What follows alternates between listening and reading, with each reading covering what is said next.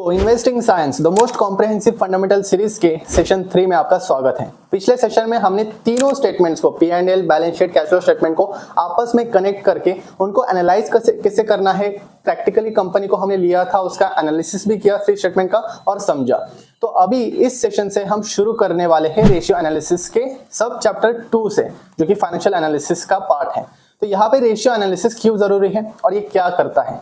पहली चीज, किसी भी कंपनी का अगर आपको ओवरऑल सिचुएशन जानना हो कि भाई इस कंपनी का लिक्विडिटी पोजीशन क्या है, सॉल्वेंसी क्या है, प्रॉफिटेबिलिटी का क्या मामला है, कैपिटल एलोकेशन ढंग से करी है क्या कंपनी, इफिशिएंटली क्या वो सेल्स को जनरेट कर पा रही है क्या एसेट्स के ऊपर, ये सारी चीजें आपको रेशियो एनालिसिस की मदद से समझ में आती है और ये आपका काफी समय भी बचाते हैं। मैक्सिमम इनसाइट्स आपको रेशियो एनालिसिस देता है। It is very very crucial. और बहुत सारे इन्वेस्टर्स यहाँ पे क्या करते हैं ना, डेट टू इक्विटी को देखते हैं, सिर्फ 1 के ऊपर है तो रिजेक्ट कर देते हैं उसे क्योंकि डेट ज्यादा है, और ROE ROCE अगर 10 से कम हो, 15 से कम हो तो उसको भी रिजेक्ट कर देते हैं। ऐसा नहीं होता है प्रैक्टिकल लाइफ में। बिजनेस का सेंस चाहिए, ट्रू पिक्चर मुझे दिखाना है आपको रेशियो एनालिसिस का, बिल्कुल एडवांस लेवल तक बताने वाला हो, प्रैक्टिकलिटीज बताऊंगा। ऐसे करंट रेशियो 1 होना चाहिए, ये होना चाहिए, ऐसा नहीं होता है। सारी चीजें प्रैक्टिकली बताऊंगा एंड रियल पिक्चर दिखाऊंगा कि असली में रेशियो एनालिसिस करते कैसे हैं। तो बहुत लंबा सेशन होने वाला है, काफी डिटेल में प्रैक्टिकली में पियर एनालिसिस और ट्रेंड एनालिसिस कैसे करना है रेशियोज के साथ, हर एक चीज समझाने वाला हो। So let's start directly.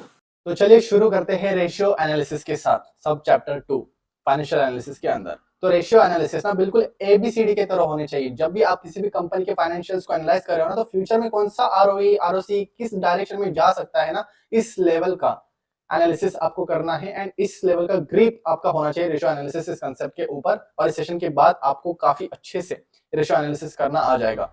तो रेशियो एनालिसिस में ना जो अक्सर से इन्वेस्टर्स यहाँ पे ना काफी बड़े डिजास्टर्स मिस्टेक्स करते हैं, जो कि आपको कभी नहीं करने, ये मैं बता देता हूँ, पहले ही गलतियां बताना अच्छा होता है। तो रेशियो एनालिसिस में सबसे बड़ी गलती ये है कि रेशियो में आप क्या करोगे, किसी भी कंपनी में जाओगे, यहाँ पे लेट्स से आप इस सोना BLW प्रिसिजन फोर्जिंग्स हमारा एग्जांपल है, तो यहाँ पे आप देख रहे हो कंपनी का एनालाइज करो स्क्रीनर.इन पे, और ROC 24% है, ROE 20% है, फिर डेट टू इक्विटी 0.04% है। अगर आपको यहाँ पे डेट टू इक्विटी 2 दिखता है या 1.5 दिखता है तो आप तुरंत जज कर लेते हो कि भाई ये डेट बहुत ज्यादा है, 1 से ऊपर तो नहीं होना चाहिए, करंट रेशियो 1 से कम नहीं होना चाहिए, ROE हमारा 8 अगर यहाँ पे दिखाई दे रहा है आपको, तो उस कंपनी को आप तुरंत रिजेक्ट कर दोगे। ऐसी गलती बिल्कुल भी नहीं करनी है आपको, क्योंकि ROE ROC जो भी रेशियो है, PE, डेट टू इक्विटी, ये अकेला रेशियो आपको कुछ नहीं बताता। एक रेशियो को इंडिविजुअली नहीं देखना है आपको, डेट टू इक्विटी इसका ट्रेंड देखना है। हमेशा रेशियो को ना हमें किसी ना किसी फैक्टर्स के साथ एनालाइज करना है। जैसे कि ROC अगर मुझे देखना है ना, तो ROC का ट्रेंड देखूंगा मैं कि व्हाट्स द ट्रेंड, 21 22%, फिर 24%। फिर इस रेशियोज को मुझे एनालाइज करना है, पीयर एनालिसिस करना है इन सभी कंपनीज के साथ। वो कैसे करना है वो हम अभी देखेंगे, राइट। तो कभी भी जज ना करना कि ये ROE अगर 20% के ऊपर है तो ही अच्छा है। यहाँ पे लोग क्या करते हैं, स्क्रीनर में जाएंगे और यहाँ पे सिंपली रेशियोज डाल देंगे कि ROE ग्रेटर देन 20 ऐसे, और फिर ROC ग्रेटर देन। तो ये गलती आपको बिल्कुल भी नहीं करनी है, राइट। आई होप आपको समझ में आया होगा। तो यहाँ पे रेशियो एनालिसिस पे वापस से चलते हैं। तो रेशियोज को हमेशा कंपेयर करना है और मल्टीपल फैक्टर्स के साथ देखना है, ट्रेंड देखना है। चलिए समझते हैं सीधे अभी रेशियो एनालिसिस को कि यहाँ पे हमें कौन से रेशियोज देखने हैं। तो best source for analysing ratio, सबसे बेस्ट सोर्स जो है ना आपका रेशियो एनालिसिस करने का, अगर कंपनी को डिटेल में एनालाइज करना है ना, तो सीधे उसके एनुअल रिपोर्ट में नोट्स टू अकाउंट्स का सेक्शन होता है। जैसे कि यहाँ पे सोना BLW का मैंने नोट्स टू अकाउंट्स का सेक्शन ओपन किया। ये सोना BLW नहीं है, अन्नपूर्णा स्वादिष्ट, इस कंपनी का मैंने एनुअल रिपोर्ट ओपन किया है, राइट। तो 38 का ये नोट है। तो यहाँ पे जब भी आपको किसी कंपनी का रेशियो एनालिसिस करना है ना, तो उस कंपनी का एनुअल रिपोर्ट में जाओ और कंट्रोल F दबाओ। कंट्रोल F दबाने के बाद ऊपर ये रेशियो आप डाल सकते हो, सिंपल क्या रेशियो आप डाल सकते हो और आपके सामने रेशियो निकल के आ जाएगा। I will type it properly, ratio यहाँ पे। तो जहां भी रेशियोज मेंशन किया हुआ है ना इस एनुअल रिपोर्ट में, वो पार्ट यहाँ पे देखने को मिल जाएगा। तो 5 यहाँ पे कुछ सेक्शंस है, राइट। तो आपको नीचे जाना है, यहाँ पे की फाइनेंशियल रेशियोज दिया है, देखिए ऑपरेटिंग प्रॉफिट मार्जिन क्या है, पिछले साल क्या था, ये इस साल क्या है। तो इन्होंने कंपेयर करके बताया है, बट ये ऊपर का सेक्शन है। और डिटेल चाहिए ना तो नीचे आना है, नीचे आने के बाद ये नोट्स का सेक्शन दिखाई देगा, राइट। एनुअल रिपोर्ट में notes to financial statement session 2 में हमने कवर किया था। तो इस नोट्स में ना रेशियो एनालिसिस बहुत ही डिटेल में कंपनी खुद रीजंस के साथ बताती है कि क्यों मेरा करंट रेशियो पिछले साल जो था 1.33 और इस साल 1.15 करंट रेशियो क्यों घटा है मेरा 13% से, इसका रीजन बताएगी यहाँ पे। Here are all the reasons mentioned for the changes in ratio कि डेट टू इक्विटी मेरा बदला है यहाँ पे क्योंकि कैपेक्स कर रहे हैं। तो हमें समझ में आ रहा है कि हाँ भाई डेट टू इक्विटी बढ़ा है, कैपेक्स के कारण बढ़ा है, मतलब कैपेक्स डेट लेके किया है कंपनी ने। फिर उसके बाद इन्वेंटरी टर्नओवर रेशियो इंक्रीज हुआ है due to increase production capacity. Again production capacity बढ़ा है इसलिए ये इन्वेंटरी टर्नओवर रेशियो क्या है वो इन्होंने रीजन के साथ बताया हुआ है। आई नो आपको इनका मतलब नहीं पता, अभी हम उनको देखेंगे, मैं जस्ट आपको बता रहा हूँ कि किस तरीके से आपको काम करना है, राइट। तो रेशियो एनालिसिस का बेस्ट सोर्स है कंपनी का एनुअल रिपोर्ट, जो कि आप इस तरीके से समझ सकते हो। और पहले हमें टूल्स का उपयोग करना है। जब हम रेशियो एनालाइज करेंगे किसी भी कंपनी का तो हम पहले टूल्स का यहाँ पे यूज करेंगे और हर एक चीज को प्रैक्टिकली हमें समझना है। तो स्क्रीनर.इन और तिजोरी फाइनेंस ये दो टूल है। पहले चीज तो स्क्रीनर पे ना आपको रेशियोज नहीं मिलते डिटेल्ड में, जैसे कि मुझे यहाँ पे लेट से सोना BLW इस कंपनी का रेशियो एनालिसिस करना है लेट से, तो मैं पीयर कंपैरिजन कर सकता हूँ, बट यहाँ पे रेशियोज में जाऊंगा ना तो मुझे debtor days, inventory days, cash conversion cycle, बस इतने ही रेशियोज मुझे मिलेंगे। मुझे लिक्विडिटी रेशियो, सॉल्वेंसी रेशियोज, पूरे डिटेल्ड में रेशियोज नहीं मिल रहे हैं यहाँ पे। तो पूरे डिटेल में रेशियोज मिलने के लिए ना मेरे पास स्मार्ट एनालाइजर का एक्सटेंशन है, राइट। इस एक्सटेंशन को डाउनलोड करना है आपको क्रोम पे जाके, एंड डाउनलोड करने के बाद आपको ना काफी सारे इंपॉर्टेंट डिटेल फीचर्स मिल जाते हैं। अभी रेशियो से ही काम है, तो रेशियो एनालिसिस का यहाँ पे सेक्शन दिखाई दे रहा है आपको। तो रेशियो एनालिसिस के सेक्शन में जाने के बाद यहाँ पे लेवरेज रेशियोज आपको दिखाई देंगे, फिर इफिशियंसी रेशियोज आपको दिखाई देंगे, profitability ratios, capital allocation ratios, valuation ratios, right. तो ये सब कुछ यहाँ पे आ जाता है स्मार्ट एनालाइजर इस एक्सटेंशन को डाउनलोड करने के बाद। चलो बता ही देता हूँ कैसे करना है। देखिए स्क्रीनर अपने ब्राउजर पे जाइए और सिंपली सर्च कीजिए क्या, screener smart analyser. Screener smart analyser search करने के बाद यहाँ पे क्रोम का वेब स्टोर यहाँ पे दिखाई देगा। यहाँ पे ये पेज खुल के आ जाएगा आपके सामने और यहाँ पे सिंपली आपको डाउनलोड करना है, राइट। मैंने डाउनलोड किया हुआ है इसको, आप डिटेल में देख सकते हो। तो स्क्रीनर स्मार्ट एनालाइजर इसको डाउनलोड कीजिए अभी मेरे साथ, और डाउनलोड करने के बाद फिर आपको यहाँ पे स्क्रीनर पे जब भी आप किसी कंपनी को सर्च करोगे ना, सोना BLW को, तो आपको स्मार्ट एनालाइज का सेक्शन छोटा सा नॉच यहाँ पे दिखाई दे देगा, राइट, ब्लू कलर में। इस पे क्लिक करना है तो सारे उसके एडिशनल फीचर्स मिल जाएंगे, और ये दरअसल प्रीमियम फीचर्स होते हैं बट इन्होंने फ्री में प्रोवाइड किया है, सो जरूर इसको डाउनलोड करना। सेकेंड जो सोर्स मैंने बोला है वो कौन सा था, हमारा स्क्रीनर स्मार्ट एनालाइजर हमारा पहला सोर्स है रेशियो एनालिसिस करने का। और फिर तिजोरी फाइनेंस, इसमें ये बहुत ज्यादा इंपॉर्टेंट है। तिजोरी फाइनेंस में हम ज्यादा काम करेंगे, अभी आपको समझ में आएगा। तो तिजोरी फाइनेंस में जाना है आपको, सिंपल है, क्रोम पे जाओ, तिजोरी फाइनेंस ये वेबसाइट है। यहाँ पे किसी भी कंपनी का अगर एनालाइज करना है ना, सोना BLW प्रिसिजन फोर्जिंग्स, तो यहाँ पे मैं इस कंपनी के फाइनेंशियल सेक्शन में जाऊंगा। फाइनेंशियल सेक्शन में जाने के बाद रेशियोज का सेक्शन यहाँ पे दिखाई देगा, और रेशियोज में आने के बाद यहाँ पे quick ratio, current ratio, interest coverage ratio trend के साथ देखने को मिलता है। और हमें बहुत सारी एडवांस चीजें समझनी है, इसलिए मैंने ये वेबसाइट, ये टूल मैं आपको सजेस्ट कर रहा हूँ, तिजोरी फाइनेंस, क्योंकि बहुत सारी एडवांस चीजें हमें समझनी है, राइट। तो ये दो सोर्स है, कौन से, स्क्रीनर स्मार्ट एनालाइजर, तिजोरी फाइनेंस, डाउनलोड कर लो अभी, राइट। डाउनलोड करने के बाद अभी हमें समझना है हमारा मेन रेशियोज का खेल। तो कुछ टाइप्स है रेशियोज के, जल्दी से देख लेते हैं। ये टाइप ऑफ रेशियोज हमें सारे के सारे आज डिस्कस करने हैं।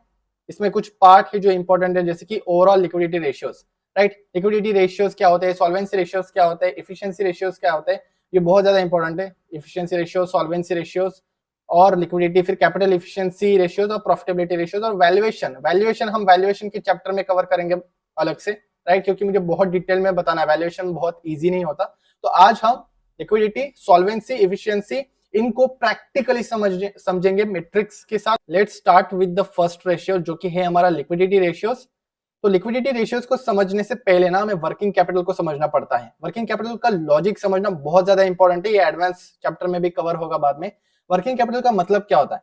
वर्किंग कैपिटल का मतलब होता है कि आपका पैसा ब्लॉक हुआ है बिजनेस ऑपरेशंस करने के लिए। डे टू डे जो बिजनेस ऑपरेशंस हमें करना पड़ता है, माल खरीदना पड़ता है, बेचना पड़ता है, तो इसी दौरान जो कैपिटल हमारा ब्लॉक हुआ है करंट एसेट्स में, सेशन 2 में बताया था कि करंट एसेट्स मतलब पैसा ब्लॉक होना, राइट। कि यहाँ पे देखिए फॉर्मूला क्या है वर्किंग कैपिटल का, ऑपरेशनल करंट एसेट है, वेट, ऑपरेशनल करंट एसेट है माइनस ऑपरेशनल करंट लायबिलिटीज है। तो यहाँ पे ऑपरेशनल मैंने क्यों बोला, ऑपरेशनल क्यों बोला है? ऑपरेशनल का मतलब होता है कि वही एसेट्स जो स्टक हुए हैं, जो ब्लॉक हुए हैं बिजनेस में, वही यहाँ पे काउंट होते हैं। आपका जो इन्वेंट्री है, करंट एसेट मतलब हमेशा ये रट लो, इन्वेंट्री और ट्रेड रिसीवेबल्स, बस इन्वेंट्री और ट्रेड रिसीवेबल्स, ये दो ही सबसे इंपॉर्टेंट करंट एसेट्स होते हैं किसी भी कंपनी के लिए, जो कि ब्लॉक होते हैं, जो कि ऑपरेशनल करंट एसेट्स होते हैं। कैश क्यों नहीं होता? जो आपका कैश दिखाई देता है यहाँ पे आपका तिजोरी फाइनेंस में या किसी भी टूल में, मैं अगर आपको फिर से एक बार यहाँ पे लेके जाता हूँ बैलेंस शीट के ऊपर, तो यहाँ पे बैलेंस शीट के ऊपर जो अदर एसेट्स में ये जो कैश है ना, अदर एसेट्स मतलब ही करंट एसेट्स है स्क्रीनर.इन पे, तो कैश इक्विवेलेंट्स इसको हम नहीं काउंट करते हैं वर्किंग कैपिटल में, क्योंकि ये कैश है हमारा ऑलरेडी। वर्किंग कैपिटल मतलब जो ब्लॉक हुआ है पैसा हमारा, तो ब्लॉक कैश में कैसे होगा भाई? कैश तो कैश है ना।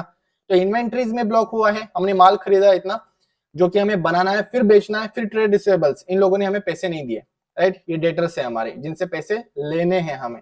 तो ये दो हमारे होते हैं वो current assets, operational current assets सिर्फ, और इन दोनों को हम ऑपरेशनल करंट लायबिलिटीज से माइनस करते हैं वर्किंग कैपिटल को ऑब्टेन करने के लिए। और मेन जो आपका वर्किंग कैपिटल होता है ना ऑपरेशनल, वो ट्रेड पेएबल्स है और एडवांसेस फ्रॉम कस्टमर्स, राइट। ये नॉन कंट्रोलिंग इंटरेस्ट को इग्नोर कर दो, trade payables, advance from customers और अदर लायबिलिटी आइटम्स जो है ये इंपॉर्टेंट होता है यहाँ पे।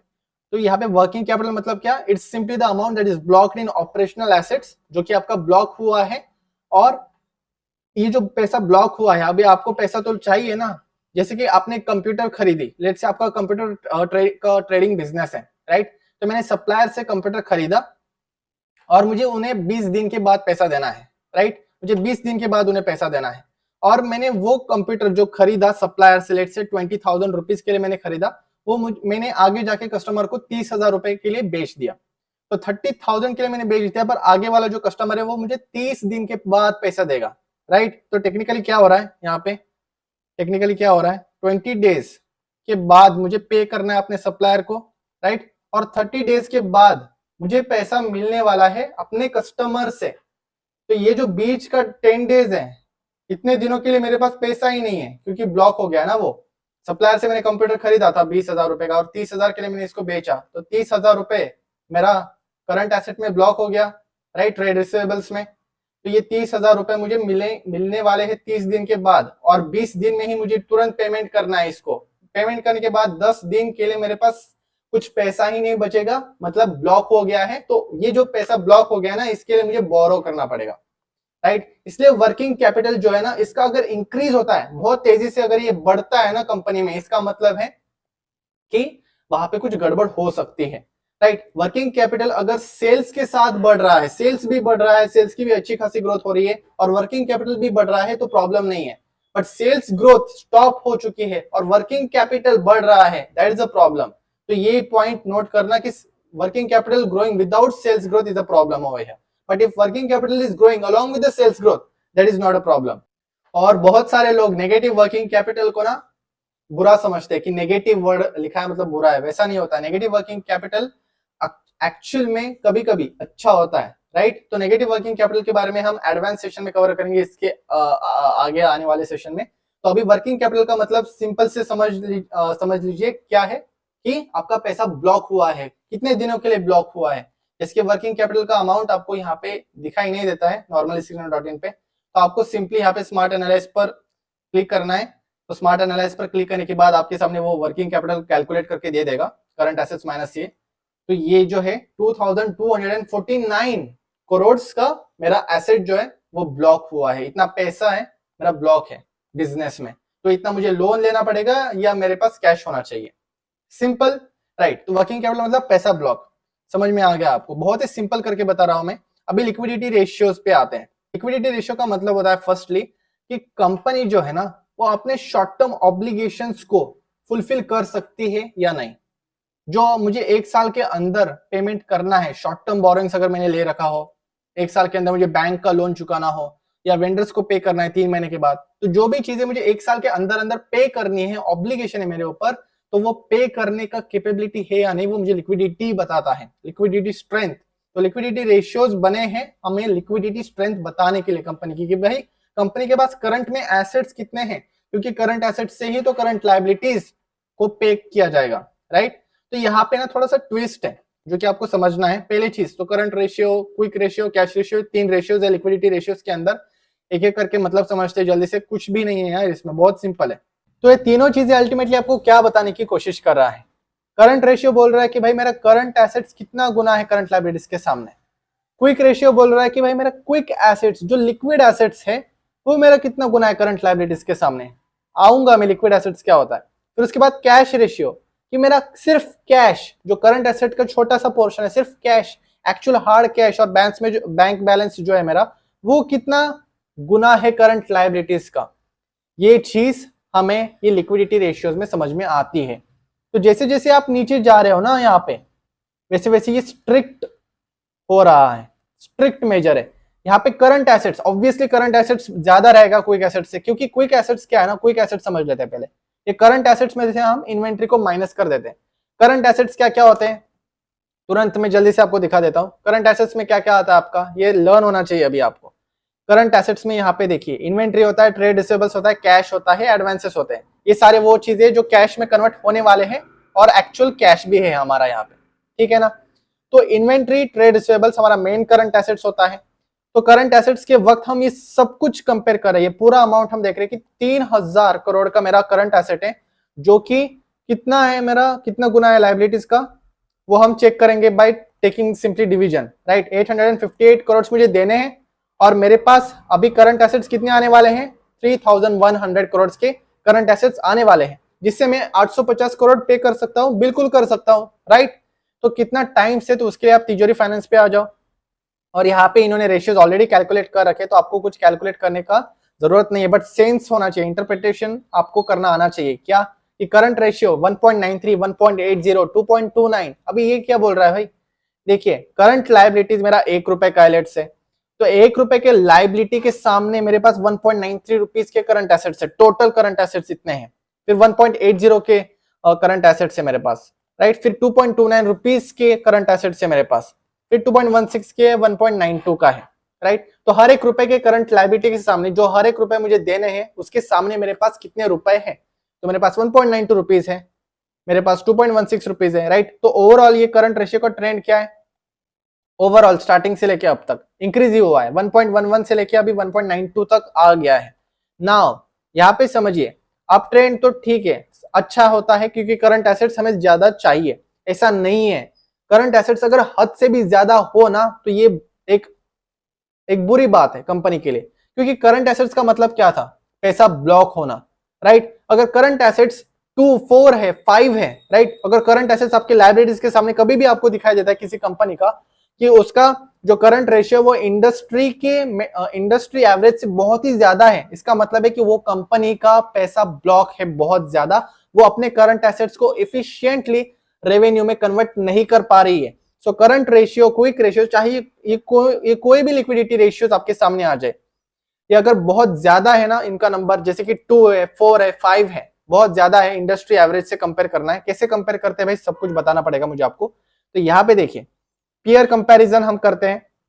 तो पीयर कंपैरिजन करते वक्त आप यहाँ पे कॉलम्स में जाइए, अभी कौन सा रेशियो हम एनालाइज करें, लिक्विडिटी रेशियो एनालाइज करें। तो चलिए प्रैक्टिकली करते हैं, आपको भी मजा आएगा। तो यहाँ पे हम इन सभी रेशियोज को, जो भी आपका पेयर ना, इनको हटा दो सब कुछ, राइट। अभी इनकी जरूरत नहीं है हमें सिर्फ लिक्विडिटी कंपैरिजन करना है, लिक्विडिटी स्ट्रेंथ का कंपैरिजन करना है ऑटो एंसिलरी इंडस्ट्री में, कि कौन सी कंपनी लिक्विडिटी वाइज आगे है। तो यहाँ पे मैंने सोना बीएलडब्ल्यू का एग्जांपल लिया है, आप किसी भी कंपनी का एग्जांपल ले सकते हो। तो रेशियोज में आएंगे और यहाँ पे रेशियोज में हम यहाँ पे सारे हमारे वो कॉलम्स ऐड कर देंगे। करंट रेशियो, तो करंट रेशियो है हमारा ये, टिक मार्क कर दीजिए। फिर क्विक रेशियो, क्विक रेशियो भी हम ऐड कर देते हैं, क्विक रेशियो यहाँ पे मैंने ऐड कर दिया, राइट। उसके बाद हमारा है कैश रेशियो। कैश रेशियो है क्या इनके पास, लेट्स सी कैश। तो कैश रेशियो तो यहाँ पे मुझे दिखाई नहीं दे रहा है। अगर आपको कोई भी रेशियो ना खुद से कैलकुलेट करना है, तो उसके लिए आपको कैलकुलेशन और सब कुछ वो अकाउंटिंग पता होना चाहिए। नॉर्मल है, बहुत ही सिंपल है। कैश रेशियो का मतलब क्या था, यहाँ पे मैं ये नोट्स डिस्क्रिप्शन में दे दूंगा, जिसकी मदद से आप खुद से ये रेशियोज बना सकते हो। इनका लॉजिक समझिए पहले कि कैश कितना है मेरा करंट लायबिलिटीज के सामने। क्विक एसेट्स हमने समझ लिया कि करंट एसेट्स में से हम इन्वेंट्री को हटा देते हैं, क्योंकि क्यों हटाते हैं हम, क्योंकि यहाँ पे जो इन्वेंट्री है हमारा बैलेंस शीट में, let's go to the balance sheet again, ये अदर एसेट्स को एक्सटेंड करेंगे, इन्वेंट्रीज है। इन्वेंट्रीज आपका इलिक्विड एसेट होता है, करंट एसेट्स का ही पोर्शन है, बट इन्वेंट्री आपका इलिक्विड होता है सबसे ज्यादा करंट एसेट के पूरे पोर्शन में, क्योंकि उसको कैश में बदलने में वक्त लगता है। ऑब्वियसली आपने माल खरीदा, आपको उसको बनाना पड़ेगा, फिर बेचना पड़ेगा और फिर कैश कलेक्ट करना पड़ेगा, क्योंकि आप उधार पे बेचते हो ना। तो ये जो कैश कन्वर्जन प्रोसेस है इसमें वक्त लग रहा है इन्वेंट्री के लिए, इसलिए इन्वेंट्री आपका क्या आता है, लिक्विड एसेट है। तो हमें इसलिए क्विक रेशियो में क्या है, क्विक रेशियो का आइडिया ये है कि भाई मुझे सिर्फ क्विक एसेट्स देखना है, उन्हीं एसेट्स को देखना है जो जल्दी कैश में कन्वर्ट हो सकते हैं, जो एक्चुअली लिक्विडिटी स्ट्रेंथ बताती है कंपनी की। तो थोड़ा और उसको स्ट्रिक्ट और एक क्लीन करने के लिए उस रेशियो को हम क्या करेंगे, इस अदर एसेट से इन्वेंट्री को हटा देंगे। भाई तू एसेट नहीं है, हम मान रहे कि तू करंट एसेट नहीं है, मुझे सिर्फ लिक्विड एसेट्स चाहिए, जो कि कौन से ट्रेड रिसीवेबल्स है। अभी ट्रेड रिसीवेबल्स लिक्विड एसेट क्यों बोलते हैं, क्योंकि भाई आपको पैसा कलेक्ट करना है सिर्फ आगे वाले आदमी से, राइट। तो इसलिए तो कैश कन्वर्जन में ज्यादा वक्त लगेगा, आपको नहीं लगेगा। इन्वेंट्री में ज्यादा वक्त लगता है क्योंकि आपको बनाना है, बेचना है। यहाँ पे आपको सिर्फ कलेक्ट करना है, आपने बेच दिया है सामान उधार पे, आपको सिर्फ कलेक्ट करना है। तो ट्रेड रिसीवेबल्स कैश में कन्वर्ट होने में ज्यादा समय नहीं बिताता, इसलिए it is a liquid asset. फिर कैश तो कैश ही है और लोन एडवांसेस है। तो अगर क्विक रेशियो देखना है ना, तो सिंपली आपको ये अदर एसेट्स में से ये इन्वेंट्री हटा दो, फिर आपको वो अमाउंट दिख जाएगा, राइट। आपको कैलकुलेट करने की जरूरत नहीं है, क्योंकि तिजोरी फाइनेंस पे यहाँ पे ऑलरेडी कैलकुलेटेड है। ये बताने का उद्देश्य ये है कि आपको लॉजिक समझ में आना चाहिए कि क्विक एसेट्स किसको बोलते हैं, राइट। कि इन्वेंट्री को हटा देते हैं हम क्योंकि वो इलिक्विड एसेट है, वो जल्दी कैश में कन्वर्ट नहीं होगा, राइट। ये तुरंत आपको समझ में आ जाना चाहिए। तो 1.50, 1.66, 1.49 सोना बीएलडब्ल्यू का क्विक रेशियो भी इंक्रीज हो रहा है ओवरऑल, राइट। अगर क्विक रेशियो, अभी क्विक रेशियो में ड्राइवर्स कौन से वो भी आपको समझ में आ गया कि क्विक रेशियो में ट्रेड रिसीवेबल्स आता है, इन्वेंट्री नहीं आता। ट्रेड करंट एसेट्स में सब कुछ आता है इन्वेंट्री को छोड़ के। और कैश रेशियो में, जो कैश रेशियो हमारा ये वाला cash and cash equivalents by current liabilities, इसमें हम करंट एसेट्स में से, ये जो करंट एसेट है पूरा इतना वाला, इस करंट एसेट्स में से सिर्फ कैश को ले रहे हैं, कैश इक्विवेलेंट्स को ले रहे हैं, राइट। कि मेरा सिर्फ जो एक्चुअल हार्ड कैश है वो कितना गुना है करंट लायबिलिटीज के, जो देना है कि एक्चुअल कैश अभी के अभी मुझे अगर पे करना हो, अभी के अभी, एक दिन का भी समय नहीं है मेरे पास, तो मैं आज के दिन क्या मैं अपने सारे करंट लायबिलिटीज को चुका सकता हूं, तो वो कैश रेशियो बोलता है, राइट। तो कैश आपको क्या बोल रहा है, कैश रेशियो आपको एक्चुअल में थोड़ा ज्यादा अच्छे से समझा रहा है लिक्विडिटी स्ट्रेंथ। बट अभी आपको लगेगा कि इसमें ये जो कैश रेशियो है, आपके हिसाब से ये कैश रेशियो अच्छा होना चाहिए, राइट। आपको लगेगा कि ये तो हमें एक्चुअल में बता रहा है कि हम कैश से कितना पे कर सकते हैं। ये तो करंट एसेट में इन्वेंट्री है जो कि वक्त लगता है, राइट। फिर इसमें भी थोड़ा सा ट्रेड रिसीवेबल्स से भी हमें कलेक्ट करना पड़ेगा। यहाँ पे भी एक्चुअल में लिक्विडिटी का उतना अंदाजा नहीं आ रहा है, बट फिर भी ये करंट रेशियो से थोड़ा सा बेटर मेजर है। This is a better measure than current ratio. और कैश रेशियो एकदम स्ट्रिक्टर है कि एक्चुअल में आपको लिक्विडिटी का थोड़ा एक क्लियर पिक्चर दे रहा है कि मैं आज के आज को मुझे पे करना है तो मैं पे कर सकता हूं या नहीं। अभी आपको लगेगा कि ये रेशियोज को हाई रहना चाहिए, ऑब्वियसली। अगर ये रेशियोज अभी कैश, लेट्स से हम कैश रेशियो ले रहे हैं और करंट लायबिलिटीज ले रहे हैं, अगर ये रेशियो ना बहुत ज्यादा हाई है, लेट्स से कैश आपका 5 गुना है, 6 गुना है, 2 गुना है, 3 गुना है, इसका मतलब है कि आपके बैलेंस शीट में बहुत ज्यादा कैश पड़ा हुआ है। जरा आप बताइए, अगर आप बिजनेसमैन हो और आप बिजनेस कर रहे हो, फैंस बेच रहे हो या कंप्यूटर्स बेच रहे हो, तो आपके कैश ऐसे ही खाली छोड़ दोगे, ऐसे ही बैंक में वगैरह नहीं ना, आप इन्वेस्ट करोगे, ज्यादा से ज्यादा इन्वेस्ट करोगे।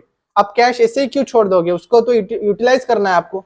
तो कैश अगर ज्यादा हो या कोई भी एसेट, इन्वेंट्री भी अगर आपका ज्यादा हो, इनमें ये सबके लिए वैलिड है, करंट एसेट, क्विक एसेट और आपका कैश, राइट। अगर आपका ये करंट रेशियो जो कि current asset by current liabilities होता है, फिर ये क्विक रेशियो जो कि quick asset by current liabilities होता है, और कैश रेशियो जो कि आपका कैश बाय करंट लायबिलिटीज होता है, अगर ये रेशियोज बहुत ज्यादा हाई है ना, इसका मतलब है कि आपका पैसा यहाँ पे अनप्रोडक्टिव जगह बैठा हुआ है, आपने उसको ढंग से नहीं यूटिलाइज किया, बस। तो कंक्लूजन क्या है, ये रेशियोज हाई होने चाहिए, बट हद से भी ज्यादा हाई नहीं होने चाहिए। इसके लिए कोई नंबर नहीं है, इसके लिए कॉमन सेंस ही यूज करना पड़ेगा। आपको इंडस्ट्री के साथ कंपेयर करना पड़ेगा कि बाकी प्लेयर्स का रेशियो कितना है, इंडस्ट्री एवरेज कितना है, जो कि यहाँ पे आपको समझ में आ जाता है पीयर कंपैरिजन में। लेट से अभी देखिए ये नीचे जो है मीडियन बता रहा है आपको, राइट, ये मीडियन बता रहा है। तो लेट से एक बार के लिए मान लीजिए ये नेट प्रॉफिट मार्जिन नहीं है, ये करंट रेशियो है आपका, राइट, करंट रेशियो है, और उसका इंडस्ट्री मीडियन निकल के आता है 5.24, राइट। तो अगर करंट रेशियो कंपनी का, किसी कंपनी का इस 5.24 की जगह 10.24 है तो बहुत ही ज्यादा है यार इंडस्ट्री से इस कंपनी का। हम देख सकते हैं ना, यहां से हम कंपेयर करेंगे किसी कंपनी का बहुत ही ज्यादा है। एक मिनट के लिए समझ लीजिए कि ये करंट रेशियो है आपका, राइट, वो तो हम एडिट करके देख ही सकते हैं।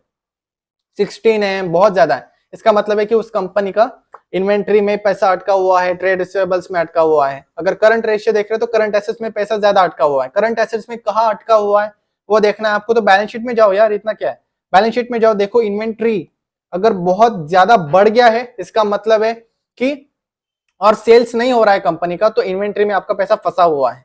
फिर अगर क्विक रेशियो बहुत ज्यादा बढ़ गया है, तो क्विक रेशियो बढ़ता क्यों है, ट्रेड रिसीवेबल्स के कारण बढ़ता है, क्योंकि हम क्विक रेशियो में इन्वेंट्री को नहीं लेते, राइट। तो क्विक रेशियो का मेन ड्राइवर कौन सा है, हमारा ट्रेड रिसीवेबल्स है, जो कि लोग जिनसे हमें पैसा लेना है। अगर ये बहुत एक बड़ी छलांग ले लेता है 600 से, अगर लेट से ये 1000 हो गया, इसका मतलब है लोग मुझे पैसा नहीं दे रहे, राइट, लोग मुझे पैसा नहीं दे रहे। यहाँ पे डिफॉल्ट हो सकता है, मैं एग्रेसिवली उधार पे जस्ट ऐसे किसी को भी माल बेच रहा हूं, जो मुझे पैसा दे भी नहीं सकते उनको भी मैं माल बेच रहा हूं, जो कि गलत चीज है, राइट। तो इस तरीके से आपको दिमाग चलाना है कि इन रेशियोज को हद से भी ज्यादा नहीं होना चाहिए, 1.5 इंडस्ट्री के आसपास ही होना चाहिए। अगर एबनॉर्मेलिटी आपको दिखाई दे रही है इंडस्ट्री से, तो आपको उसका कॉन कॉल और क्रेडिट रिपोर्ट्स पढ़ना है। तो ये तीनों लिक्विडिटी रेशियोज का तो लॉजिक आपको समझ में आया होगा, right. Current ratio, quick ratio, cash ratio ultimately बता रहा है कि करंट लायबिलिटीज को हम, करंट लायबिलिटीज के सामने हमारे पास कितने एसेट्स है, कितना पैसा है। और बाय द वे तिजोरी फाइनेंस पे ना, फर्स्टली अगर आपको रेशियो एनालिसिस करना है ना हमेशा, तो ये रेशियो तो समझ लिया आपने, तो क्विक रेशियो का ट्रेंड क्या है वो देखना है। फिर इसी कंपनी का, अभी सोना बीएलडब्ल्यू में एनालाइज कर रहा हूं ना, तो सोना बीएलडब्ल्यू का जो कंपटीटर है ऑटोमोटिव कंपोनेंट बनाने वाली, वो है यूनोमिंडा। तो इसका कंपटीटर मुझे सर्च करना है, इसका मुझे सेपरेट से कंपनी का टैब ओपन करके रखना है, और इसका भी मैं क्विक रेशियो चेक करूंगा, राइट। तो देखिए क्विक रेशियो इस कंपनी का भी इंक्रीज हो रहा है, बट एकदम स्टेबल है कंपेयर टू सोना बीएलडब्ल्यू, और इस कंपनी का भी 0.78 के पास चल रहा है क्विक रेशियो, और सोना का कहाँ पे चल रहा है, सोना बीएलडब्ल्यू का चल रहा है 1.49 के पास, थोड़ा ज्यादा है। तो हमें डिफरेंसेस यहाँ पे समझ में आ जाती है, और उनके ट्रेंड कैसे चल रहे हैं।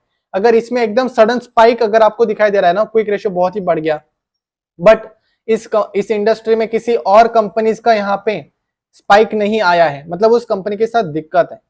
फिर उसके बाद हम आते हैं लिक्विडिटी रेशियोज, हमने चेक कर लिए कि लिक्विडिटी स्ट्रेंथ कैसे एनालाइज करना है। Then let's go to the different type of ratio, that is the solvency ratios. अभी लिक्विडिटी मतलब शॉर्ट टर्म ऑब्लिगेशंस हम पे कर सकते हैं या नहीं, शॉर्ट टर्म ऑब्लिगेशंस पे करने का कैपेबिलिटी है या नहीं। बट सॉल्वेंसी रेशियोज मुझे बोलता है कि मैं लॉन्ग टर्म ऑब्लिगेशंस, जो मुझे 5 साल के बाद डेट चुकाना है, जो मेरा टोटल लायबिलिटी है, लॉन्ग टर्म जो डेट्स हैं, क्या मैं लॉन्ग टर्म डेट्स पे कर सकता हूं, तो वो चीज मुझे सॉल्वेंसी रेशियो बताती है कि जो मेरा लॉन्ग टर्म डेट है, जो लंबे समय के लिए मैंने उधार पे लिया हुआ पैसा है, 2 साल 5 साल जो भी 1 साल से ज्यादा वाले पीरियड का लोन है, क्या मैं वो पे कर सकता हूँ या नहीं, वो सॉल्वेंसी में आ जाता है, और बहुत ज्यादा इंपॉर्टेंट है। अभी कोई कंपनी अगर ना, अभी सॉल्वेंसी रेशियो के लिए पहले चीज ये मेनली 4 रेशियोज होते हैं डेट टू इक्विटी, तो आपको पता ही है कि डेट कितना है मेरा इक्विटी के सामने, जो कैपिटल स्ट्रक्चर है मेरा वो कितना है। यहाँ पे हम, आपको सिंपल लॉजिक यही समझना है कि हम डेट को यहाँ पे कंपेयर कर रहे हैं अलग अलग मेट्रिक के साथ। ये मेरा इक्विटी कितना है, मेरा खुद का, एक कंपनी का खुद का पैसा कितना है, राइट, शेयर होल्डर्स और कंपनी का खुद का पैसा कितना है, और कंपनी का डेट कितना है। अगर डेट इक्विटी से भी ज्यादा है तो रिस्क माना जाता है, राइट। बट अगर इस डेट से कंपनी सेल्स ग्रोथ ला पा रही है एंड प्रॉफिट भी कर पा रही है, वो तो आपको दिखाई देगा ना प्रॉफिट ग्रोथ। तो हमेशा आपको इन रेशियोज को, लोग क्या करते हैं ना, वही गलती कि डेट टू इक्विटी थोड़ा भी अगर 1 से ज्यादा दिखा तो वो उनको रिजेक्ट कर देंगे। ऐसे रिजेक्ट नहीं करना है। क्या कंपनी डेट का इस्तेमाल सही से कर पा रही है, क्या अगर कर पा रही है तो वो सेल्स ग्रोथ में तो दिखाई देगा ही, और फिर उसका प्रॉफिट भी होगा। अगर सेल्स ग्रोथ हो रहा है सिर्फ और मार्जिन्स घट रहे हैं, मार्जिन्स मतलब वही ऑपरेटिंग प्रॉफिट मार्जिन वगैरह सब कुछ डिस्कस किया हुआ है पास्ट सेशंस में, तो मार्जिन्स अगर गिर रहे हैं और प्रॉफिट्स भी गिर जाएंगे, राइट, तो आपको वो सीधे वहां पे ही दिखाई देगा कि डेट जो लिया है कंपनी ने उसका इस्तेमाल सही से नहीं किया जा रहा। तो ये बहुत ज्यादा रिस्की है। हाँ, बट डेट टू इक्विटी अगर 2, 3 है, 4 है, राइट, 4 गुना है, 3 गुना है, तो भाई ऐसे कंपनीज को मैं सीधे अवॉइड करता हूँ, क्योंकि इंटरेस्ट पेमेंट और वहां पे रिस्क बहुत ही ज्यादा हाई है, राइट। बट अगर 1 है, 2 है, तो हम मैनेज कर सकते हैं, और ये डिपेंड करता है कंपनी के इंडस्ट्री के ऊपर। अगर कोई कंपनी इंफ्रास्ट्रक्चर रिलेटेड काम करती है तो इंफ्रास्ट्रक्चर में ऑब्वियसली डेट तो ज्यादा होगा ही, राइट। और कोई कंपनी अगर सर्विस बेस्ड कंपनी, तो वहां पे डेट का काम तो नहीं है, क्योंकि कैपिटल इंटेंसिव बिजनेस नहीं है। तो आपको तो पता ही है कि कंपनी अगर मैन्युफैक्चरिंग कंपनी है, अगर धंधा ऐसा है जहां पे डेट लेना पड़ता है, स्टील इंडस्ट्री, इंफ्रास्ट्रक्चर इंडस्ट्री, तो वहां पे डेट टू इक्विटी हाई होगा ही। बट इंडस्ट्री से कंपेयर करना है, अगेन वही चीज कि यहाँ पे अगर डेट टू इक्विटी आपको देखना हो तो उसको इंडस्ट्री के साथ कंपेयर करना है और उसका ट्रेंड देखना है। तो यहाँ पे तिजोरी पे फिर से हम आ जाते हैं, डेट टू इक्विटी रेशियो दिखाई दे रहा है, इसका प्लस करोगे तो टोटल डेट कंपनी का कितना है, टोटल डेट के कंपैरिजन में मेरा खुद का कंपनी का पैसा कितना है, भाई कंपनी का खुद का पैसा 2650 करोड़ का है, राइट। और डेट जो है सिर्फ 233 करोड़, मतलब रिस्क तो बिल्कुल भी नहीं है, राइट। कुछ भी नहीं हो, कंपनी बैंकरप्ट नहीं हो सकती। अगर डेट बहुत ज्यादा है इक्विटी से, ये रेशियो देखिए 0.09 है सिर्फ, मतलब 1000 रुपए का खुद का पैसा है मेरा और उसके सामने सिर्फ 90 रुपीज का ही उधार है, राइट। तो ट्रेंड देखिए क्या है, 0.26 था पहले, फिर 0.27 था, 270 रुपीज का डेट मान लीजिए 1000 रुपए के खुद के पैसे के सामने, राइट। इस तरीके से आपको खुद से आप इजिली देख सकते हो कि ट्रेंड यहाँ पे नीचे जा रहा है, मतलब डेट कम हो रहा है कंपेयर टू इक्विटी। हर एक रुपए के सामने सिर्फ 27 पैसा का डेट था पहले, और अभी तो कुछ भी नहीं है, it's almost debt free, right. तो डेट टू इक्विटी अगर ये अचानक से बढ़ने लगे तो फिर वो आपको फिक्स एसेट्स में समझ में आएगा कि ये पैसा डेट वाला कहाँ पे जा रहा है, और फिर ये डेट टू इक्विटी रेशियो आपको सेल्स ग्रोथ और प्रॉफिट ग्रोथ के साथ कंपेयर करना है, राइट। तो डेट टू इक्विटी रेशियो तो यही चीज है कि कितना डेट है मेरा इक्विटी के सामने। फिर बाकी वाले रेशियोज तो बहुत ही सिंपल है, ये तो इजी है कि डेट मेरा एबिटडा के सामने कितना है, डेट मेरा एबिटडा के सामने कितना है, कि अर्निंग ऑपरेटिंग प्रॉफिट जो कमा रहा हूं मैं एक साल का, उसके सामने मेरा डेट कितना है। तो हम डेट को अलग अलग फंडामेंटल मैट्रिक्स के साथ कंपेयर कर रहे हैं। डेट को आप चाहे तो कैश फ्लो फ्रॉम ऑपरेशंस के साथ भी कंपेयर कर सकते हैं कि भाई मेरा डेट कितना है, कैश जितना मैं कमा रहा हूं, टोटल जो कैश मेरा हाथ में आ रहा है, लेट से आपको खुद से रेशियोज आप बना सकते हो, राइट। आप इजीली बना सकते हो अगर आपको इंटरप्रिटेशन करना आ गया हो तो यहाँ पे cash flow from operating activity मुझे देखना है कि 693 रुपीज का कैश मैंने कमाया है। तो 693 रुपीज के सामने मेरा डेट कितना है, मेरा टोटल डेट है सिर्फ 202 रुपीज का। तो मैं पे कर सकता हूँ अपने सीएफओ से, बिल्कुल पे कर सकता हूँ। अभी मुझे देखना है कि मेरा डेट एबिटडा के कंपैरिजन में कैसा कर रहा है। तो एबिटडा मेरा ऑपरेटिंग प्रॉफिट इतना है कि भाई ऑपरेटिंग धंधे से जो मेरा प्रॉफिट है वो 981 रुपीज का है अभी फिलहाल, राइट। या 900 रुपीज का है पिछले साल मार्च में, और अभी मेरा जो बोरोइंग्स है वो 412 रुपीज का है। तो मैं 900 से 412 का डेट तो इजिली पे कर सकता हूँ। तो अगेन तो debt to EBITDA and debt to फिर debt to EBITDA, debt to equity, debt to CFO आप खुद से इजीली कर सकते हो। फिर डेट टू एसेट्स कि मेरा टोटल एसेट्स कितना फंडेड है डेट से। इंटरेस्ट कवरेज रेशियो ये इंपॉर्टेंट है कि मेरा जो एबिट है, एबिट मतलब earning before interest tax, session 1 में कवर हुआ है कि मेरा अर्निंग्स जो हुआ है, राइट, ऑपरेटिंग धंधे से, तो ऑपरेटिंग प्रॉफिट मेरा कितना टाइम्स है इंटरेस्ट एक्सपेंस के। अगर मुझे एक साल में इंटरेस्ट एक्सपेंस है, लेट से मुझे इस साल 100 रुपए का इंटरेस्ट पेमेंट करना है, राइट, 100 रुपए का इंटरेस्ट पेमेंट करना है मुझे, और इस साल मैंने जो कमाया पैसा वो कमाया लेट से 150 रुपए, तो मैं क्या ये इंटरेस्ट पेमेंट कर सकता हूँ? बिल्कुल कर सकता हूँ, बट ये रेशियो ना ये ज्यादा होना चाहिए, this should be very high. अगर ये 4 टाइम्स से ज्यादा होना तो और भी बढ़िया, आपका सेफ्टी ये बताता है। तो इसमें कोई लिमिट नहीं है कि ये बहुत ज्यादा नहीं होना चाहिए, इसमें वैसा कोई लिमिट नहीं है, क्योंकि कॉमन सेंस है, अर्निंग से ना ऊपर डिनोमिनेटर में, तो जो अर्निंग से ना ऊपर न्यूमिनेटर में, राइट। तो जितना ज्यादा आप कमाओगे, अगर आप 200 रुपए कमा रहे हो, अगर आप 400 रुपए कमा पा रहे हो और सिर्फ आपको इंटरेस्ट पेमेंट करना है 100 रुपए का ही, तो भाई 4 गुना है ना आपका एबिट। तो 4 गुना, 4 बार आप इजिली पे कर सकते हो। एक साल के अर्निंग से आप 4 साल का इंटरेस्ट पेमेंट कर सकते हो easily. So that is what interest coverage ratio is telling you कि इंटरेस्ट एक्सपेंस मैं क्या पे कर सकता हूँ क्या आप अपने प्रॉफिट से, अपने ऑपरेटिंग प्रॉफिट से, वो चीज आपको ये बोल रहा है। फिर debt to assets, debt to assets मतलब कि मेरा टोटल जो एसेट्स है, जो टोटल मैंने एसेट्स खरीदे हैं, वो टोटल एसेट्स में से डेट का पोर्शन कितना है, सिंपल।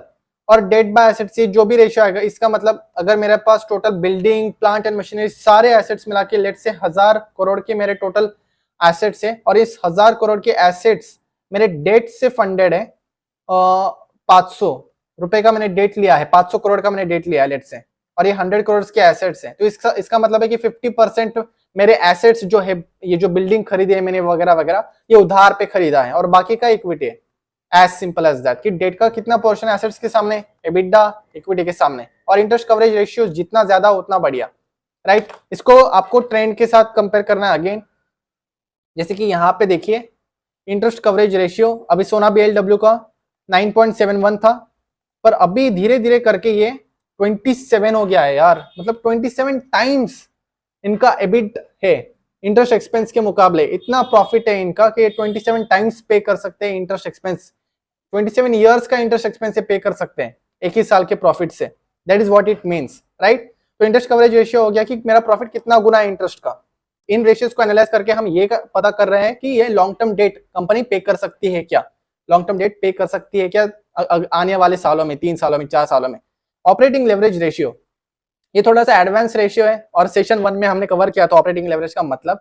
इसका सिंपल सा यही मतलब होता है कि जो मेरा प्रॉफिट ग्रोथ है, अभी ये जो सेल्स ग्रोथ है मेरा लेट से, ये जो सेल्स ग्रोथ है 25% का, राइट।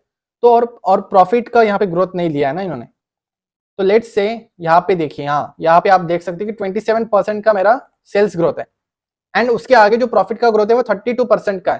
तो ये ज्यादा क्यों है? Due to operating leverage. ये एक्सप्लेन किया था फिक्स कॉस्ट की वजह से, क्योंकि आप सेल्स जो करे उसके लिए ज्यादा खर्चा नहीं हो रहा है, और ज्यादा खर्चा नहीं हो रहा है, आपका सेल्स तो बढ़ रहा है पर खर्चा नहीं हो रहा है, इसलिए आपका प्रॉफिट ज्यादा हो रहा है। सो ऑपरेटिंग लेवरेज कंपनी को मिल रहा है या नहीं, वो हम रेशियोज में देख सकते हैं। तो ये थोड़ा एडवांस रेशियो, इसलिए आपको स्मार्ट एनालाइजर का उपयोग करना पड़ेगा। मैं एक एक करके आपको बता रहा हूँ। स्मार्ट एनालाइज में ना आप रेशियो एनालिसिस कर सकते हो, ट्रेंड का एनालिसिस रेशियो का मैं यहाँ पे तिजोरी फाइनेंस में करता हूँ, और जो थोड़े एडवांस रेशियोज है वो यहाँ पे आके मैं एनालाइज करता हूँ। तो स्मार्ट एनालाइजर में आपको ऑपरेटिंग लेवरेज रेशियो मिल जाता है लेवरेज रेशियोज के अंदर, यहाँ पे रेशियो एनालिसिस में, और लेवरेज रेशियोज आपको दिखाई देगा। लेवरेज रेशियो में डेट टू इक्विटी, आपका डेट टू एसेट, सब कुछ यहाँ पे दिखाई देगा, राइट। यहाँ पे डेट टू इक्विटी कैसा चल रहा है भाई, 0.16 है, अभी भी नेग्लिजिबल है। अभी अगर ये 1 के ऊपर चला जाता है तो आपको समझ में आएगा कि यार कंपनी डेट ज्यादा ले रही है। फिर डेट कितना है एसेट्स के पोर्शन में, टोटल धंधा डेट के ऊपर कितना कर रही है, 0.10, 0.11, एसेट्स के मुकाबले डेट इतना है। एबिटा के मुकाबले डेट कितना है, 0.46 है वो भी। फिर यहाँ पे ऑपरेटिंग लेवरेज रेशियो जो कि मैं अभी आपको एक्सप्लेन करना चाहता हूँ, 1.73 है।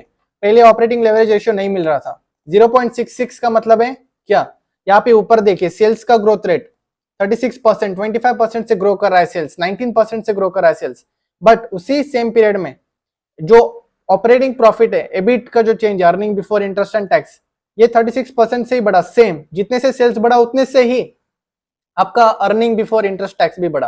फिर 17% से ही बढ़ा, बट सेल्स 25% से बढ़ा। इसका मतलब खर्चा ज्यादा हुआ और ऑपरेटिंग लेवरेज कंपनी का नहीं हुआ, ऑपरेटिंग डी लेवरेज हुआ, इसलिए 0.66 है। अगर ये 1 के ऊपर चला जाता है, मतलब इसका मतलब है कि प्रॉफिट का ग्रोथ जो है वो तेजी से हो रहा है, सेल्स से भी ज्यादा, और अभी कंपनी का मार्जिन एक्सपैंड हो सकता है। तो ऑपरेटिंग लेवरेज रेशियो जो है ये मार्जिन के साथ कनेक्टेड है, राइट।